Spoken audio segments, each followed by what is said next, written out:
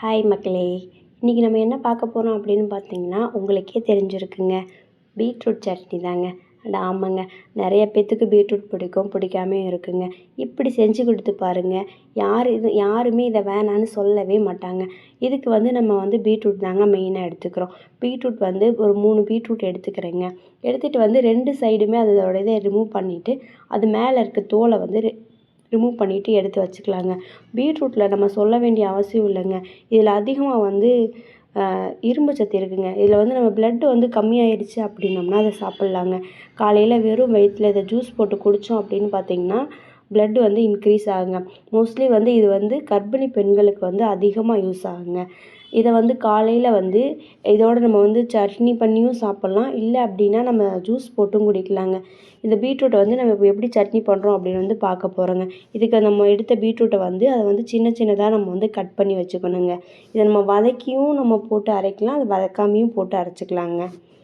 இந்த சட்னியை செஞ்சு கொடுத்து பாருங்கள். வீட்டில் யாருக்குமே இது பிடிக்கலன்னு சொல்ல மாட்டாங்க. உண்மையை சொல்லணும்னா இது அவ்வளோ அருமையாக இருக்குங்க. அடிக்கடி நாங்கள் வீட்டில் ட்ரை பண்ணுறதுல இது ஒரு மெயினான ரெசிப்பிங்க. எங்கள் வீட்டில் வேணான்னே யாரும் சொல்ல மாட்டாங்க. இந்த கலரை பார்த்து மட்டும்தான் பீட்ரூட் சட்னின்னு சொல்லுவாங்க. மற்றபடி அந்த பீட்ரூட் எந்த ஒரு ஸ்மெல், டேஸ்ட் எதுவுமே இருக்காதுங்க. ஆனால் சாப்பிட்டு பார்க்கும்போது அவ்வளோ அருமையாக இருக்குங்க. இதை நம்ம தோசைக்கு, சப்பாத்திக்கு, இதை விட நம்ம சுடு சாதத்தில் போட்டு சாப்பிட்டோம் அப்படின்னு பார்த்தீங்களே செம்ம அருமையாக இருக்குங்க. அதை நீங்கள் ட்ரை பண்ணிவிட்டு எப்படி இருக்குன்னு மறக்காமல் நீங்கள் கமெண்ட் பண்ணுங்கள். உங்கள் கமெண்ட்காக நான் வெயிட் பண்ணிகிட்ருப்பேன். இப்போ நம்ம இந்த பீட்ரூட்டை சின்ன சின்னதாக நம்ம கட் பண்ணி எடுத்து வச்சுக்கணுங்க. நம்ம அப்படியே போட்டுட்டோம் அப்படின்னா நம்ம மிக்சியில் ஓடும்போது கொஞ்சம் கஷ்டமாக இருக்குங்க. அதனால தான் நான் சின்ன சின்னதாக கட் பண்ணி போடுங்கன்னு சொல்கிறேன். இல்லை உங்களுக்கு எப்படி போடணும்னு தோணுதோ அதுக்கேற்ற மாதிரி போடுங்க. நான் சின்னதாக கட் பண்ணி ஆட் பண்ணிக்கிறேங்க. அடுத்து நம்ம அதுக்கு என்ன பண்ண போகிறோம் அப்படின்னு பார்த்துக்கலாங்க. இது ஒரு பக்கம் இருக்கட்டுங்க. இதில் மெயினாக ஆட் பண்ணுறது தேங்காய்ங்க. தேங்காயும் இதில் ஆட் பண்ணுங்க. இப்போ நம்ம அதை கட் பண்ணி வச்சுக்கிற மிக்ஸி ஜாரில் போட்டுட்டு இது கூட நம்ம தேங்காய் உடைச்சி நம்ம அதையும் சின்ன சின்னதாக கட் பண்ணி வச்சுக்கணுங்க. பெருசாக போட்டால் தேங்காய் அரையாது. அந்த தேங்காயும் இதில் ஆட் பண்ணிக்கிறீங்க.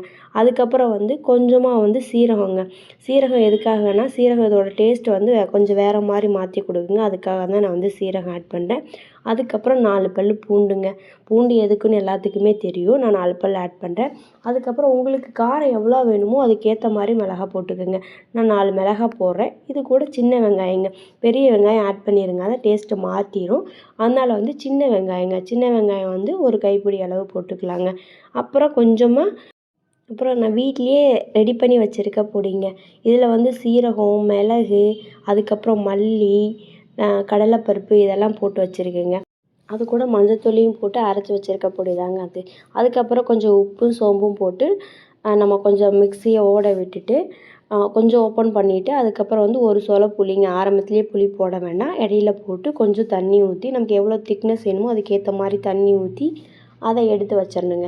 அதுக்கப்புறம் அடுப்பு பற்ற வச்சு அந்த சட்டியை வச்சுட்டு அதுக்கப்புறம் எண்ணெய் ஊற்றி எண்ணெய் காஞ்சதும் கடுகு போட்டு கடுகு நல்லா பொரிஞ்சதுக்கப்புறம் நல்லா பொரியட்டும். பொரிஞ்சதுக்கப்புறம் கருவேப்பிலைங்க. கருவேப்பிலை ஆட் பண்ணும்போது கொஞ்சம் பார்த்து ஆட் பண்ணுங்கள். கடையில் எண்ணெய் எதுவும் தெரித்து விழுந்துற போகுது. இப்போ கருவேப்பிலை ஆட் பண்ணதுக்கப்புறம் நம்ம அரைச்சி வச்சுருக்கோம் பார்த்தீங்களா அந்த பீட்ரூட் சட்னி, அந்த சட்னியை தூக்கி இதில் ஊற்றிடணுங்க. ஊற்றிட்டு லைட்டாக கிளறி விடணுங்க. ரொம்ப இதாக லைட்டாக நம்ம கிளறி விட்டோம் அப்படின்னா அந்த எல்லாமே மிக்ஸ் ஆயிருங்க. கொஞ்சம் லேசாக அடுப்பை சிம்மில் வச்சுக்கிட்டு கிளறிக்கிட்டே இருக்கணுங்க. இதை ரொம்ப கொதிக்கவும் விடக்கூடாதுங்க. சும்மா லைட்டாக அந்த பச்சை வாசனை போகிறதுக்காக தான் கிளறி விடுறோம். இது நீங்கள் ரொம்ப பச்சை வாசனை மாதிரி இருந்தது அப்படின்னா இதை நீங்கள் வறுத்துட்டும் போட்டு நீங்கள் இது மாதிரி பண்ணலாம். லைட்டாக பார்த்தீங்களா ஆவி மட்டும்தான் வருது. கொதி வர ஸ்டேஜில் புதினா தூவி இறக்கணும் அப்படின்னா நமக்கு சுவையான மணமான பீட்ரூட் சட்னி ரெடிங்க. கண்டிப்பாக அதை ட்ரை பண்ணி பாருங்கள். இந்த வீடியோ பிடிச்சிருக்குன்னு நினைக்கிறேன். இந்த வீடியோ பிடிச்சிருந்துச்சி அப்படின்னா லைக் பண்ணுங்கள். அடுத்து என்ன வீடியோ போடலாம் அப்படின்னு கமெண்ட் பண்ணுங்கள்.